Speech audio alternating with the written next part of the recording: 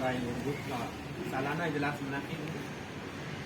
خوشی ہماری اس لیے بھی ہے کہ ہم ہر سال یہ سالانہ اجلاس منعقد کرتے آ رہے ہیں۔ اس سال ہمارے درمیان ڈاکٹر محمد عبید اللہ صاحب بھی تشریف فرما ہے، جو حال ہی میں اردو ڈیولپمنٹ آرگنائزیشن کے عہدے کو سنبھالے ہوئے تمل ناڈو اور کرناٹک کے عہدے کو آپ کو نامزد کیا گیا ہے۔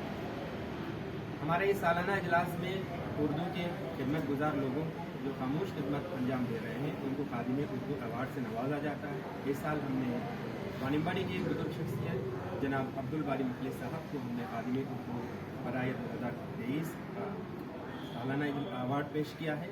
اس میں ہماری خوشی کے ساتھ ڈاکٹر محمد عبید اللہ صاحب بھی شریک ہیں، اور یہ خوش خبر ہی ڈاکٹر عبید اللہ صاحب نے ہم کو یہ بتلائی کہ تمل ناڈو میں عہدہ سنبھالنے کے بعد آنے والے 9 نومبر کو عالمی اردو ڈے، یوم عالمی اردو منانے کا جو انہوں نے عزم رکھا ہے، جو منصوبہ انہوں نے رکھا ہے، اس کو پہلی مرتبہ تمل ناڈو سے وہ نمائندگی کر رہے ہیں، اور ان کی خواہش پر انشاءاللہ شعبہ اردو بھی آپ کا ساتھ دے گا، اور شعبہ اردو مدراس یونیورسٹی یہ ریاست تمل ناڈو کا واحد شعبہ ہے جہاں پر ماسٹرز اور ریسرچ کے پروگرام چلتے ہیں۔